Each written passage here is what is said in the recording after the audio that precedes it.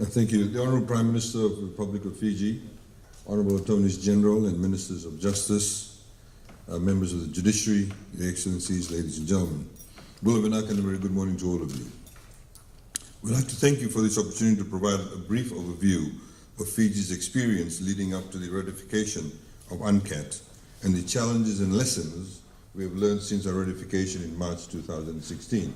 We, of course, as highlighted earlier on, we are now one of the 4 Pacific Island countries, which of course includes Vanuatu, Nauru, and Marshall Islands.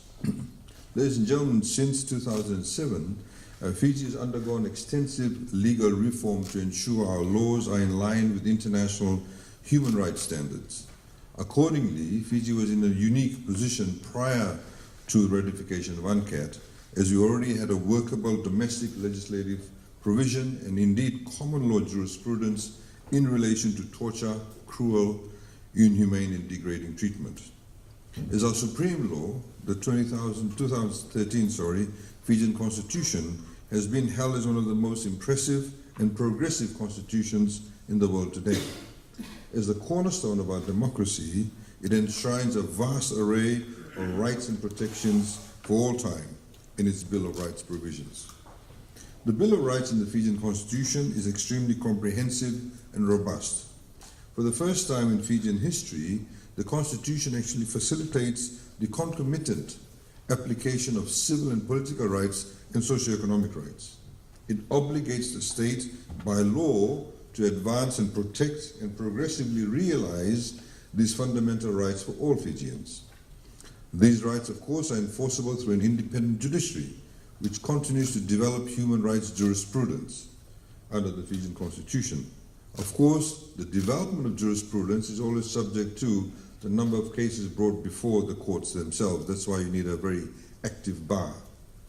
More importantly, the application of such rights in Fiji is no longer simply confined to what we call the vertical application of rights. It now extends horizontally. In other words, rights now can be enforced not against only the state, but also private actors. Our Honourable Prime Minister highlighted Section 11 of the Fijian Constitution, which sets out the constitutional provisions and the safeguards to be free from cruel and degrading treatment and also torture. However, Sections 87 of our Crimes Act, 2009, sets out torture as an offence where it is committed as a crime against humanity. Section 24, subsection 2 of the Immigration Act, 2003, specifically sets out torture as an element of the aggravated offence of smuggling migrants.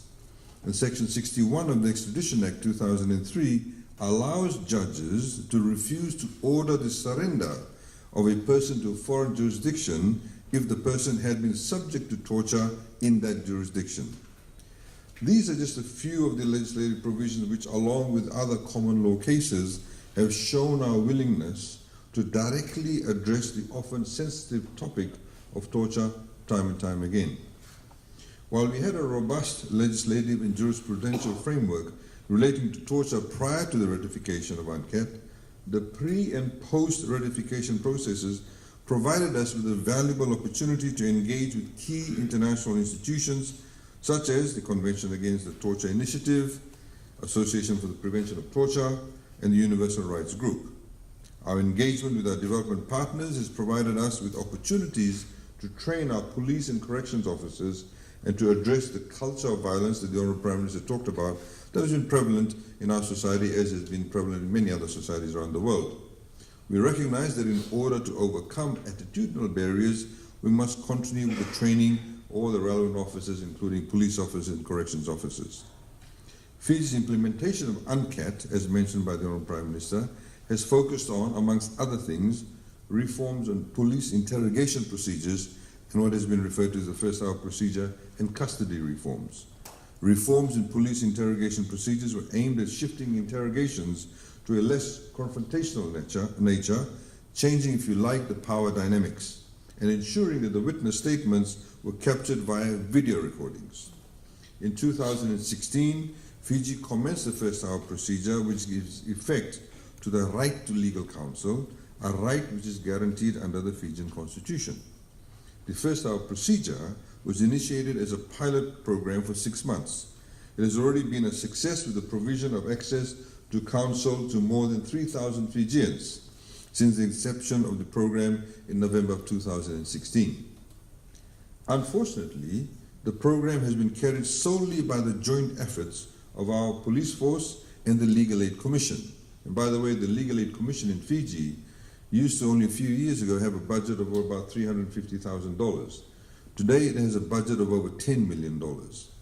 We have not been able to, however, gain much traction with the private bar, despite the provision of training on the procedure to members of the private bar, such as the current president of the Fiji Law Society and a colleague that went to Geneva in 2016, there has not been much tangible progress from the private bar.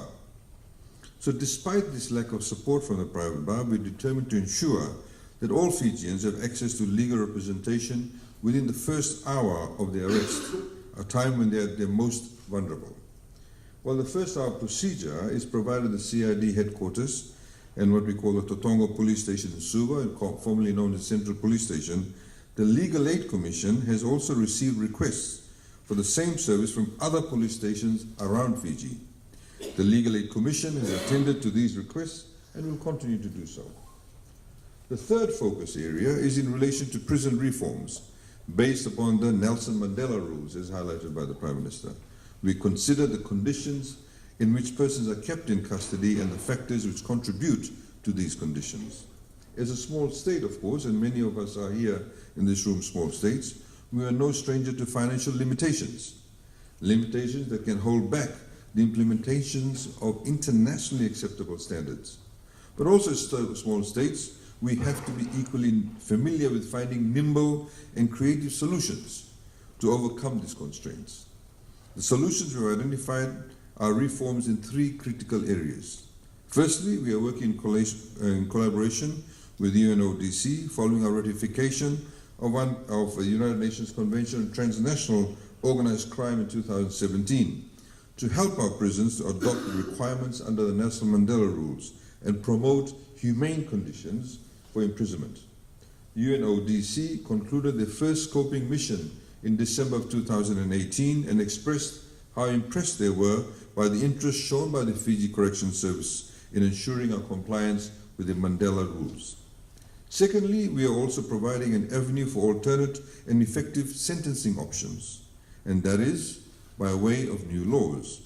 On 16th May last year, Parliament enacted the Community-Based Corrections Act, which seeks to provide for a community-based correction system that fosters community-based sentencing options and the rehabilitation and reintegration of offenders.